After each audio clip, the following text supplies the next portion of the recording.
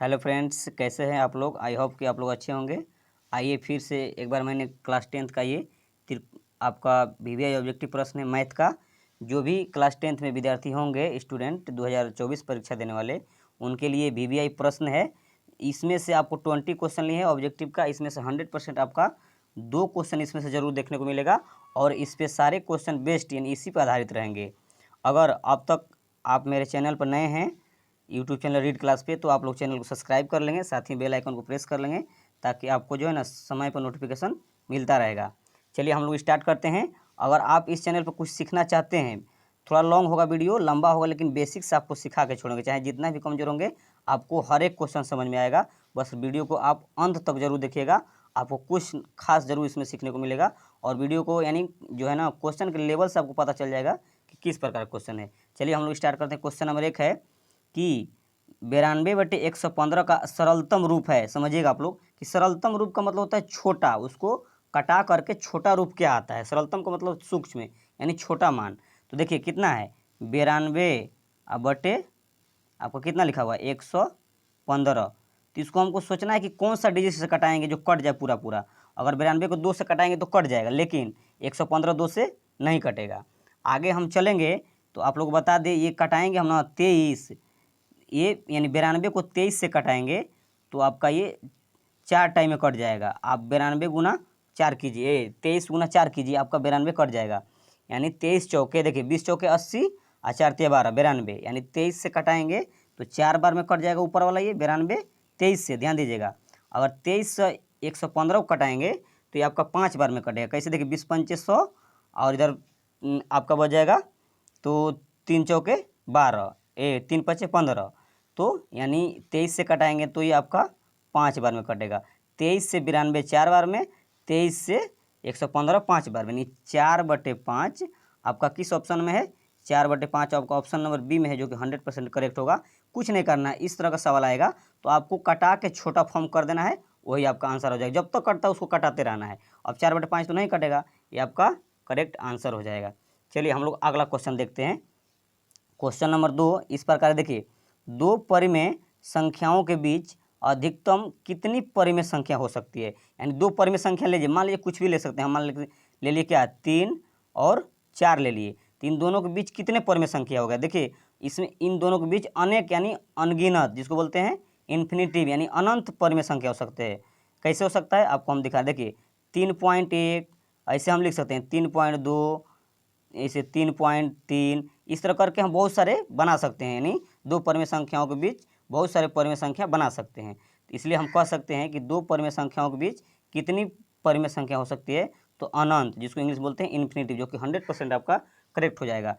बहुत मेहनत लगता है, आप लोग अगर चैनल पर नहीं है तो लाइक कीजिएगा। लाइक करने में पैसा तो नहीं लगता है, एक लाइक आपका ही हम लोग का मनोबल बढ़ाता है ताकि हम अच्छे से वीडियो बना सकें।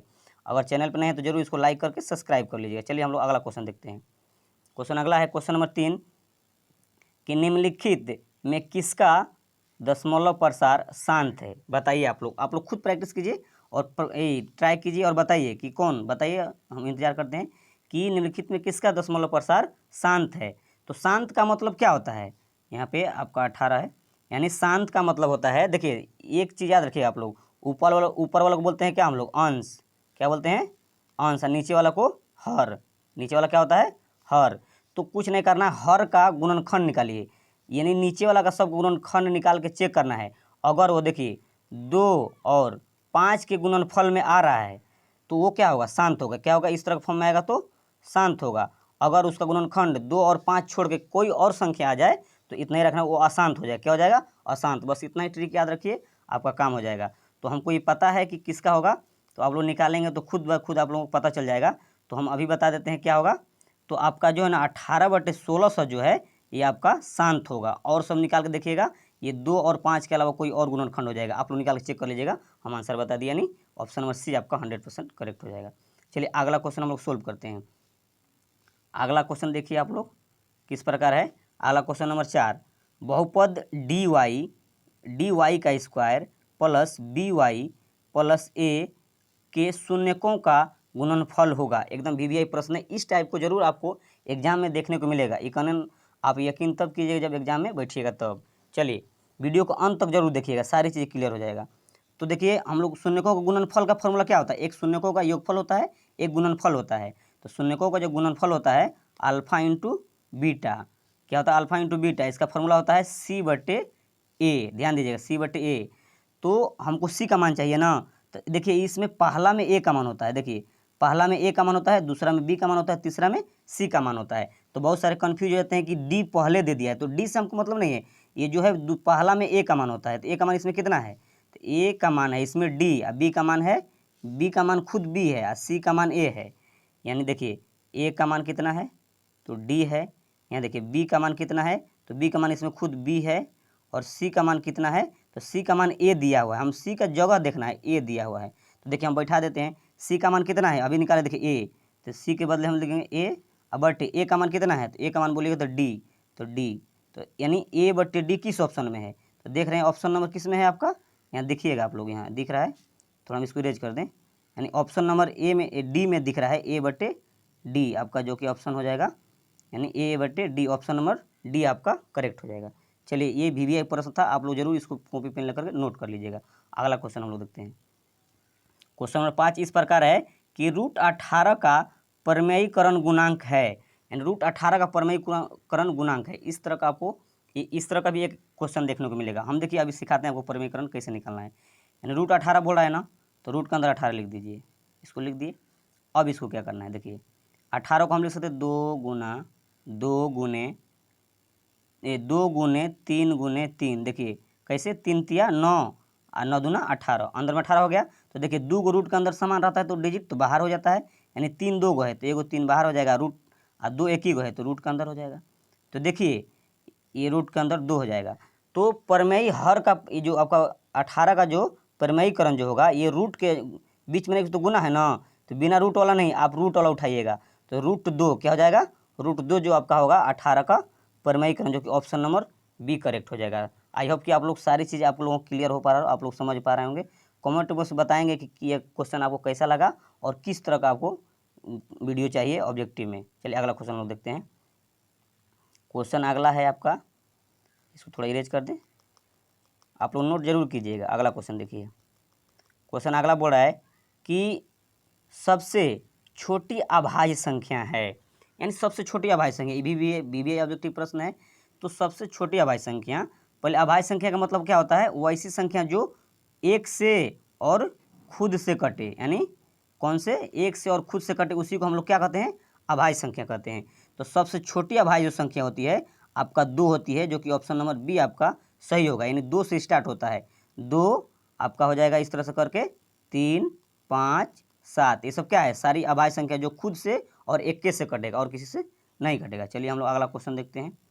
क्वेश्चन अगला है, क्वेश्चन नंबर 7 है, यदि A बराबर BQ प्लस R है, जहाँ A और B धनात्मक पूर्णांक हो तो B बराबर होगा। यहाँ क्वेश्चन थोड़ा सा लुप्त हो रहा है। तो देखिए धनात्मक पूर्णांक का मतलब क्या होता है, पॉजिटिव। तो कभी भी जो है ना, देखिए ये जो B का मान होता है R से छोटा नहीं होता है।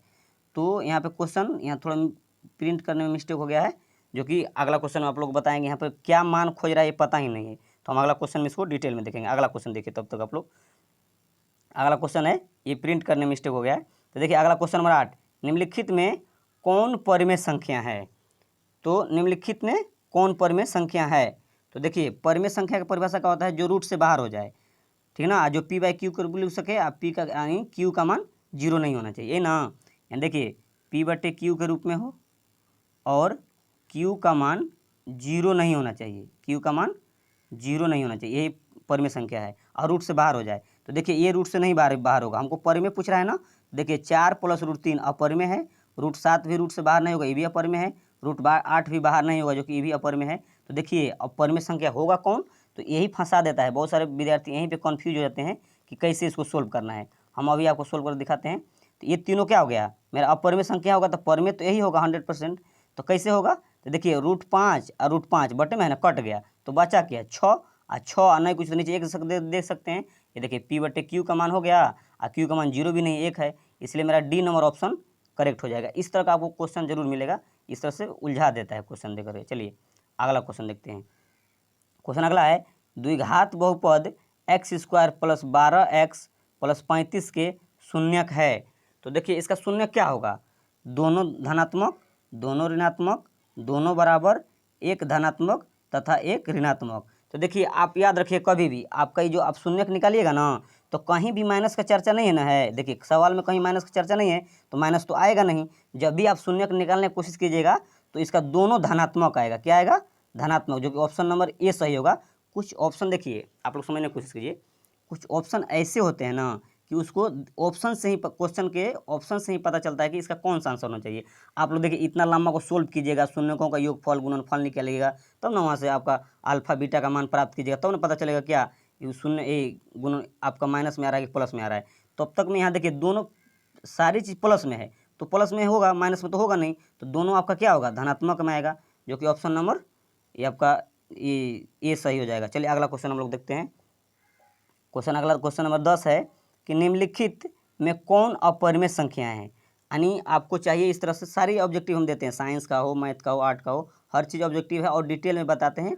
अगर आप चैनल पर नए हैं तो जरूर सब्सक्राइब कीजिएगा और बेल आइकन प्रेस कर लीजिएगा, साथ साथ नोटिफिकेशन आपको मिलता रहेगा। और बच्चे लोग लाइक कम कर दें, लाइक आप लोग दबाने में क्या आप लोग पैसा जाता है, बस सिर्फ छू देना है। अगर कमेंट में बॉक्स में अगर आंसर देने में परेशानी होती है लिखने में, तो लाइक तो सिर्फ छूना है, दबा दीजिए आप लोग, एक लाइक हो जाएगा। और इतना मेहनत करते हैं तो हम लोग सिर्फ आप लोगों से लाइक लेते हैं और कुछ तो बदले मिलता नहीं है। चलिए अगला क्वेश्चन, निम्नलिखित में कौन अपरिमेय संख्या है। तो अपरिमेय संख्या बताइए जो रूट से बाहर नहीं हो पाए। देखिए ये जो है अपरिमेय मतलब रूट से बाहर नहीं हो पाए। 121 देखिए 11 गुने 11 करेंगे तो 121 यानी रूट से ही बाहर हो जाएगा दो गो। देखिए 196 ये भी हो जाएगा, 14 गुना 14 करेंगे ना, 14 गुना 14, तो ये भी 196 यानी ये भी बाहर हो जाएगा रूट से। 27 देखिए 289, इसको भी आप 17 गुना 17 कीजिएगा, अब ये भी क्या हो जाएगा, रूट से बाहर हो जाएगा। तो सब मेरा क्या हो जाएगा, ये तीनों परिमेय होगा, तो यही ना अपरिमेय संख्या होगा, जो कि रूट यानी route option number C route 27 आपका आंसर हो जाएगा। बोलिए कैसे सर चेक कीजिए, तो चेक कर देते हैं। देखिए हम लिखेंगे 3 गुना 3 गुना 3, देखिए 3 तिया 9, 9 तिया 27, लेकिन दो रूट से तो बाहर हो जाएगा 3, लेकिन एक रूट में रह गया, तो क्या होगा मेरा अपरिमेय संख्या हो। चलिए अगला क्वेश्चन देखते हैं, क्वेश्चन भी आई था ये भी। अगला क्वेश्चन देखिए, क्वेश्चन अगला बड़ा है कि बहुपद 5y का स्क्वायर माइनस 25 के शून्यक हैं। तो इस तरह का ऑप्शन आए ना, तो आप लोग कुछ नहीं किए, दो अगर देता है दो डिजिट का, तो इतना जितना सवाल दिया ना उसके बराबर जीरो मान लीजिए। देखिए हम मानते हैं यहाँ पे, यानी 5y का स्क्वायर, ये ना है सवाल, थोड़ा इसको इरेज कर दें। देखिए 5y का स्क्वायर माइनस 25, यही ना है सवाल। इसका शून्य पूछे तो आपको आँख कान मूंद के इसके यहाँ पे जीरो मान लेना है। तो देखिए यानी 5y का स्क्वायर बराबर, इधर प्लस 5 है ना, 25 है ना, तो उधर जाएगा तो ये माइनस 25, उधर जाएगा तो प्लस 25, यानी 25 हो जाएगा। हम लिखेंगे y स्क्वायर बराबर 25, इधर 5 गुना उधर जाएगा तो भागा में जाएगा, भागा में हो जाएगा, यानी y स्क्वायर बराबर कितना हो गया 5, ये ना कट के आएगा 5, तो y का स्क्वायर हटाते हैं इधर से, तो उधर क्या हो जाता है, एकदम बेसिक से आप लोग समझने की कोशिश कीजिएगा। वीडियो मेरा लंबा होता है लेकिन हम समझा के छोड़ते हैं। y स्क्वायर बराबर 5, इधर से स्क्वायर हटाएंगे तो इधर रूट चढ़ जाता है। तो रूट में जो होता है मान आंसर, बहुत सारे विद्यार्थी क्या करते हैं, रूट 5 दिया रहेगा, फटाक ऑप्शन देखते हैं रूट 5, मार्क आंसर निकल जाता है, जो कि गलत हो जाता है, क्योंकि रूट के अंदर जो है ना प्लस माइनस दोनों में आंसर होता है। इसी तरह आपके यहाँ हो जाएगा प्लस और माइनस रूट 5।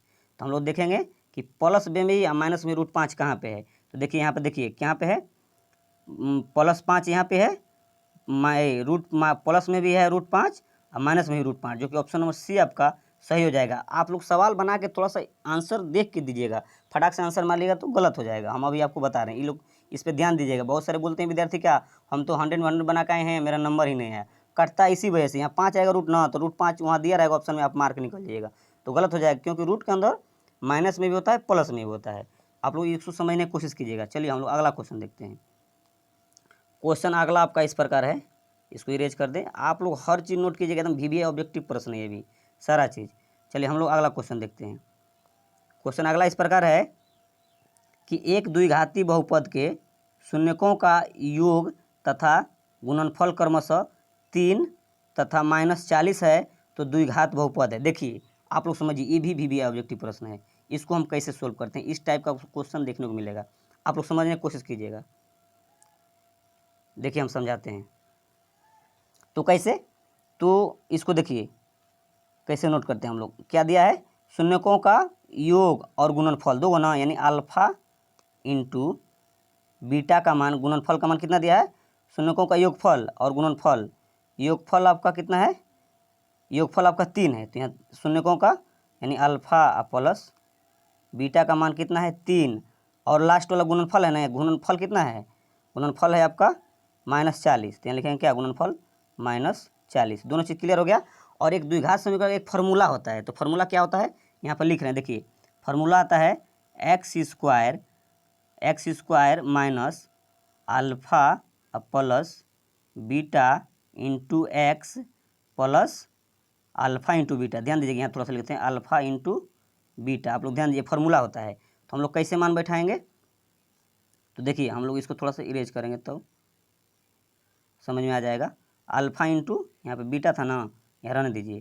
तो देखिए हम इसको सोल्व करते हैं कैसे, तो एक्स स्क्वायर तो रहेगा ही, यहाँ ध्यान दीजिए नीचे पे x square minus alpha plus beta का मान कितना है, तो अल्फ़ा प्लस बोलिएगा सर 3 है, तो यहाँ 3 रखेंगे, ठीक, इंटू एक्स, तो यहाँ इंटू गुना देंगे तो एक्स से ना आएगा, यहाँ पे फिर प्लस है तो फिर प्लस देंगे, और कितना है आपका, तो आगे आपका है देखिए प्लस हो गया, प्लस ये अल्फ़ा इंटू बीटा कितना है -40, तो यहाँ -40 ब्रैकेट में होगा। आप लोग ध्यान दीजिएगा, यहीं पर घबरा करके स्टूडेंट गलत कर देते हैं, तुरंत यहाँ आया आंसर मार्क बैठ जाते हैं, गलत हो जाएगा। देखिए x square minus 3x minus plus, यहाँ देखिए plus minus minus -40, option number किस में है, देखिए एक्स स्क्वायर माइनस 3x, यहाँ दिख रहा है ना एक्स स्क्वायर माइनस 3x -40, तो -40 जो कि ऑप्शन नंबर ए आपका 100% करेक्ट होगा। ये आपको क्वेश्चन जरूर एग्जाम में देखने को मिलेगा। चलिए अगला क्वेश्चन हम लोग देखते हैं। क्वेश्चन अगला इस प्रकार है, क्वेश्चन नंबर 13, समझिएगा आप लोग। 13 में बोला है कि युग्म समीकरण x प्लस 2y बराबर 4 तथा 2x प्लस 4y बराबर 8 का है, क्या होगा। बोला एक हल है, दो हल है, कोई हल नहीं, अनगिनत हल। तो इसका एक फार्मूला होता है, क्या होता है देखिए, a1/a2 बराबर b1/b2 बराबर होता है c1/c2, यानी c1/c2। इसको बैठाएंगे, अगर सब बराबर हो जाएगा तो हम लोग को पता चल जाएगा। चलिए अगला क्वेश्चन देखते हैं। ये देखिए अभी इसको सोल्व, तो देखिए पहला में जो होता है इसमें देखिए a1 b1 c1 इसमें होता है, इसमें होता है a2 b2 और c2। तो मान बैठाइए आप लोग यहाँ बस। देखिए a1 का मान कितना है, पहला में x है तो नहीं कुछ तो 1 रहता है, यानी 1/, a2 का मान कितना है, यहाँ पे देखिए बटे यहाँ 2 है, तो यहाँ रखेंगे 2 अब बराबर। देखिए b1 का मान कितना है, इसमें b1 देखिए तो पहला में यहाँ पे देखिए तो 2 है, 2/, अब b2 का मान कितना है 4 है, तो 4 रखेंगे बराबर। देखिए c1 कितना है, c1 यहाँ बोलेगा 4 है सर, 4/, इसमें देखिए c1 कितना है 8 है, तो हम बैठा दिए। अब देखिए कटाइए इसको, 1/2 तो कटेगा नहीं, बराबर ये कट जाएगा एक बार में, ये 2 बार में, 1/2 ये भी आ गया बराबर, ये भी 4 से एक बार में, ये 4 से 2 बार में, 1/2 समझिए यहाँ पे। तो तीनों बराबर है, a1/b1 और a1/a1, a1/a2, b1/b2, c1/c2। अगर तीनों बराबर है तो उसका अनेक हल होता है, यानी अनगिनत हल, जो कि ऑप्शन नंबर डी आपका सही हो जाएगा। चलिए हम लोग अगला क्वेश्चन देखते हैं। अगला क्वेश्चन किस प्रकार है, ये वीवीआई ऑब्जेक्टिव प्रश्न है, सारे जो है ना आपका वीवीआई ऑब्जेक्टिव प्रश्न। अगला क्वेश्चन हम लोग देखते हैं। आप लोग सारी चीज़ें बेसिक से समझ जाएंगे, आप लोग बस इस चैनल को सब्सक्राइब कीजिएगा और बेल आइकन दबा लीजिएगा। हम लोग अगला क्वेश्चन सोल्व करते हैं। अगला क्वेश्चन देखिए, यदि बहुपद एक्स स्क्वायर प्लस ए एक्स माइनस बी के शून्यक एक दूसरे के व्युत्क्रम हो तो बी का मान होगा। एकदम 100% ये करेक्ट है। देखिए कहने का मतलब अल्फा, व्युत्क्रम का मतलब होता है अपोजिट, उल्टा। तो अल्फा व्युत्क्रम है ना, तो अल्फा इंटू बीटा, बी का मान निकालना है, तो अल्फा बराबर हो जाएगा, व्युत्क्रम मतलब बीटा होता है लेकिन बीटा नीचे आ जाएगा, क्या हो जाएगा, अल्फा बराबर 1/बीटा लिखेगा आप लोग, क्योंकि व्युत्क्रम मतलब उल्टा। तो देखिए यहाँ से गुना कीजिए कोना कोनी, तो नहीं कुछ यहाँ एक, तो एक ये हो जाएगा क्या, अल्फा, यहाँ देखिए अल्फा इंटू कोना कोनी, अल्फा इंटू बीटा बराबर कितना निकल जाएगा, 1 निकल गया। तो अल्फा इंटू बीटा का फार्मूला क्या होता है, तो बोलेगा सर c/a, इसका फार्मूला होता है बराबर 1।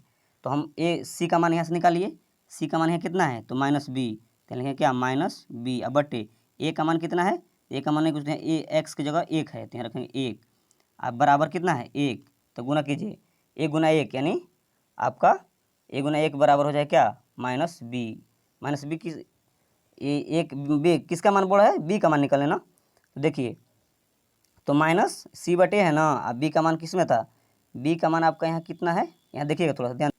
देखिए आप थोड़ा सा ध्यान से देखिएगा यहाँ पे कैसे है, यानी हम लोग यहाँ से सी का मान निकालेंगे ना। सी का मान यहाँ देखिए, सी का मान है -b, तो यहाँ रखेंगे क्या, -b रख दिए।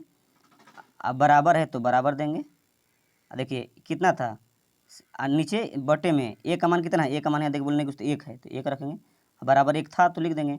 तो कोना कोनी गुना कीजिए, तो 1 बराबर यानी 1 बराबर हो जाएगा आपका 1 गुना -b, तो -b, तो माइनस जो है ना इस सवाल के साथ आ जाता है, यानी b बराबर आपका निकल जाएगा आंसर।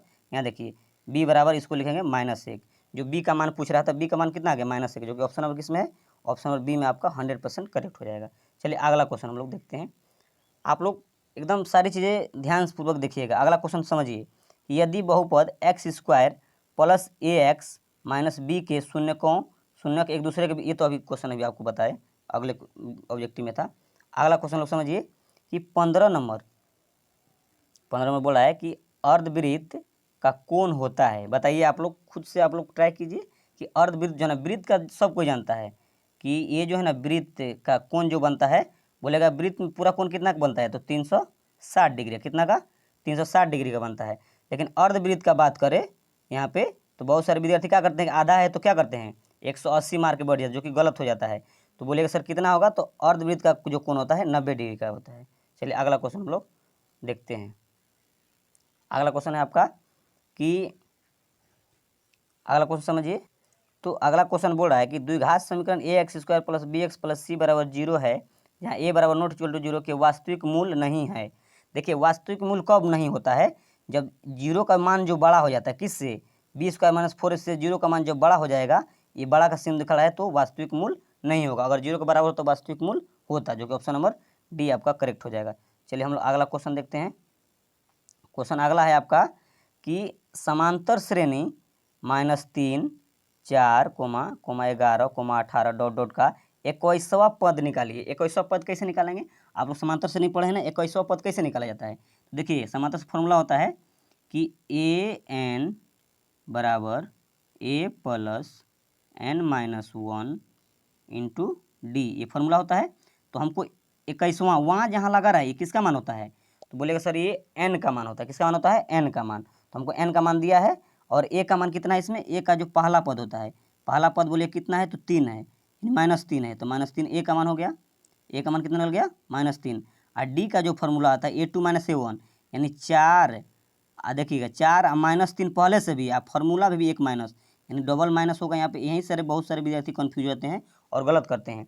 तो a2 - a1, तो a2, तो 4 a2 है, 4 लिख दिया, माइनस, फिर सवाल में माइनस है तो माइनस, डबल माइनस, यानी माइनस माइनस प्लस, इस तरह होगा 4 3 7। अब बहुत बच्चा क्या करते हैं, 4 में 3 घटा 1 ला देते हैं, डी का मान गलत हो जाएगा। डी का मान यहाँ से निकल गया आपका 7, तो यहीं पर रखिए एन का मान। ए का मान कितना निकला है, तो बोलेगा सर -3, अब प्लस ब्रैकेट के अंदर एन का मान कितना है 21, लिखेंगे 21 और -1, और डी का मान यहाँ से निकाले कितना, तो 7, तो रख दिए 7। देखिए 3 इधर क्या है आपका, बराबर को उधर है ना, तो इसको रहने देते हैं। 3 बराबर प्लस में है, उधर बराबर है, तो ए बराबर में है ना, इधर एन बराबर में है इधर आपका, तो इधर आएगा तो इसको डायरेक्ट गुना कर देते हैं हम लोग, -3 अब प्लस, अब ब्रैकेट में अंदर कितना हो जाएगा, गुना करेंगे तो -21, 7 21 गुना आप लोग 7 कीजिए। तो देखिए आप लोग यहाँ समझने की कोशिश कीजिएगा, थोड़ा सा ध्यान से, थोड़ा सा मिस्टेक कीजिएगा तो इस तरह का सवाल गलत हो जाता है। हम समझाने की कोशिश करें। देखिए तो -3 तो रहेगा ही, -3 अब प्लस, देखिए 20 में से एक घटाएंगे तो कितना हो जाएगा, 21 में से एक घटाएंगे तो कितना हो जाएगा 20, और गुने कितना है 7, तो पहले गुना कीजिएगा, बहुत सारे विद्यार्थी घटा देते नहीं। तो 3 और प्लस 20 सत्ते 40, यानी 140, 140 में से 3 घटाएंगे तो कितना बचेगा 137, जो कि ऑप्शन नंबर डी आपका है। ये डी 100% करेक्ट हो गया। चलिए हम लोग अगला क्वेश्चन देखते हैं। क्वेश्चन अगला देखने से पहले आप लोग अगर चैनल पर नहीं है तो सब्सक्राइब कीजिए। अभी तक आप लोग लाइक देख रहे हैं बहुत कम है, आप लोग लाइक भी कर लीजिए वीडियो को, ताकि हमें आगे बताने में सुविधा होगा। चलिए देखिए क्वेश्चन अगला बोल रहा है। क्वेश्चन अगला है इस प्रकार कि निम्नलिखित में कौन सा द्विघात समीकरण, देखिए फिर से क्वेश्चन आ गया VBI, ये एग्जाम में इस तरह का रहेगा, कौन द्विघात समीकरण, तो बच्चा पहचान ही नहीं पाते हैं कौन द्विघात समीकरण होगा। देखिए हम आप लोग एकदम बेसिक से और इजी तरह से बताएंगे। देखिए आप लोग 100% इसको सही करके आएंगे एग्जाम में। कैसे करना है, तो देखिए द्विघात समीकरण का मतलब होता है क्या, कि वो रूट में x का मान नहीं होना चाहिए, पहला बात, बटे में x का मान नहीं होना चाहिए, और दूसरा बात कि x पावर 1/2 1/3 इस फॉर्म में ये तीनों शर्तें अगर है तो द्विघात समीकरण नहीं है। बस आप लोग इतना ही माइंड में सेट कीजिए। अगर रूट में है, अगर बटे में है एक्स रूट में है, एक्स पावर कोई 1/2 यानी पूर्णांक में है, तो ये आपका 100% द्विघात समीकरण नहीं होगा।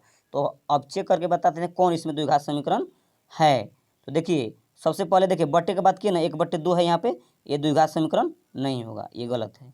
ये देखिए यहाँ भी क्या है, ये बटे में था, यहाँ x² है, ये भी द्विघात समीकरण, ये भी नहीं होगा। अगला क्वेश्चन, तो अगला क्वेश्चन देखते हैं। ये भी देखिए रूट के अंदर x आ गया, ये भी आपका द्विघात समीकरण नहीं होगा। तो अब ये कैसे होगा, ये 100% सत्य होगा। कब होगा बोलेगा सर इस पर तो क्यू है तो त्रिघात होगा, नहीं त्रिघात नहीं। तो देखिए ऑप्शन आपका ए करेक्ट हो जाएगा। कैसे होगा, देखिए जब इसको तोड़िएगा ना, क्यू है लेकिन देखिए जब ए माइनस बी का होल क्यू में इसको तोड़िएगा तो एक्स क्यू वाला कट जाएगा, ई स्क्वायर वाला बच जाएगा, जो कि ऑप्शन नंबर ए आपका करेक्ट हो जाएगा। आप लोग इसको सोल्व करके देख लीजिएगा। चलिए अगला क्वेश्चन हम लोग देखते हैं कि बोला समांतर श्रेणी 80, 76, 72, 68 डॉट डॉट का कौन सा पद शून्य होगा। शून्य का मतलब आप लोग मान लीजिएगा कि ए एन का मान यहाँ कितना दिया है, ए एन का मान ऑलरेडी अगर जब भी शून्य पूछे तो समझिए कि ए एन का मान 0 दे दिया। कितना दे दिया, 0। ये तो क्लियर हो गया। ए का मान कितना है, 80 है। यहाँ से देखिए ए का मान कितना है, ए बराबर पहला पद यानी ए का मान आपका 80 है, और डी का मान बताए पूछे तो A2 - A1 यानी 76 माइनस 80 कीजिएगा, नहीं ना कीजिएगा। तो 76 में 80 घटाइए, कितना बचेगा आपका -4 आएगा। कितना आएगा, -4 डी का मान।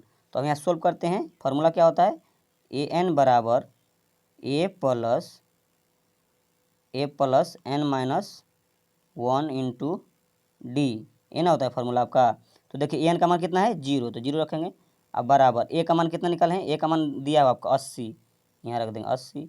अब प्लस एन का मान तो पता है ही नहीं, एन निकालना है, n-1, और डी का मान कितना है -4, तो यहाँ रख देंगे -4। गुना कीजिए, 80 इधर प्लस में इधर आएगा तो 80 माइनस में हो जाएगा। अब बराबर -4 गुना एन, तो -4 एन होगा। यहाँ ध्यान दीजिएगा जो भी कमजोर विद्यार्थी होंगे। अब -4 गुना 1 करेंगे तो +4 हो जाएगा ना, होगा। तो देखिए -80 इधर +4 को इधर ले तो -4 हो जाएगा। अब बराबर इधर कितना बचेगा, -4n, तो माइनस माइनस प्लस हो जाएगा, यानी क्या हो जाएगा 84, -84 बराबर 4n, -4n, तो माइनस कट जाएगा और 4 से भाग देंगे 84 में, तो कितना बार कट जाएगा आपका 4 दूना 8 और 4 एका 4 यानी 21, 21वां पद। 21वां पद किस में है, देखिए 21वां खोजिए, 21वां बी नंबर ऑप्शन 100% करेक्ट हो जाएगा आपका। इस तरह से एग्जाम में मिलेगा, एक ऑब्जेक्टिव इस टाइप का भी आएगा। चलिए हम लोग अगला क्वेश्चन देखते हैं। आप लोग इसको नोट जरूर कीजिएगा, पेन पे कॉपी लेकर के नोट कर लीजिएगा। हम लोग अगला क्वेश्चन पढ़ते हैं। क्वेश्चन अगला है समांतर श्रेणी से ही ये भी है, तो समांतर श्रेणी से इसको सोल्व कर लेते हैं। अभी देखिए इसको थोड़ा सा इरेज कर रहे हैं आप लोग, थोड़ा सा वेट कीजिएगा। ये क्वेश्चन 21 बोला है, यदि समांतर श्रेणी का सामान्य पद 6 - 4n है तो इसका सर्वांतर होगा। बहुत सारे विद्यार्थी 100% कन्फ्यूज होंगे, कैसे, तो हम चेक करते हैं, बता रहे हैं आपको। इस तरह का सवाल आए तो n के जगह पर 0 से स्टार्ट कीजिए, 0 रखिए, 1 रखिए, 2 रखिए, अब वहाँ समांतर श्रेणी आपको मिलेगा। यानी n के जगह पर क्या रखना है आपको, 0। तो देखिए कैसे बनाना है, तो देखिए 6 -4, n के जगह 0 रखना है तो 0 रखेंगे, यानी 6 कितना हो जाएगा -0, इस तरह प्राप्त होगा। दूसरा पद फिर रखेंगे, देखिए उसी तरह, यानी 6 के जगह क्या रखेंगे, तो 6 - 4 गुना 1 ही रखेंगे। तो देखिए 4 गुना 1 4, यानी 6 में 4 घटाएंगे तो कितना आ जाएगा 2। तो इस तरह से आ जाएगा क्या 6, 2, डॉट डॉट आपका आगे बढ़ते रहेगा। लेकिन हमको 2 से काम नहीं है, क्योंकि सर्वांतर पूछा तो डी का मान, हमको डी का निकालने के लिए A2 और A1 चाहिए। देखिए A2 कितना हो गया 2, दूसरा पद ही ना हुआ, तो 2 -6 करेंगे तो कितना आ जाएगा -4, माइनस बड़ा है जो कि ऑप्शन में -4C में 100% करेक्ट हो जाएगा। चलिए ये सारे VBA ऑब्जेक्टिव प्रश्न थे। आपको यकीनन मानिएगा एग्जाम में बैठेगा तो आपको 100% इस एग्जाम में क्वेश्चन मिलेगा देखने के लिए। अगर मेरा प्रयास अच्छा लगा तो आप लोग लाइक कीजिए, सब्सक्राइब कीजिए और बेल आइकन प्रेस कीजिए, और दोस्तों को ज़्यादा से ज़्यादा शेयर कीजिए। फिर मिलते हैं नेक्स्ट वीडियो में। Thanks for watching.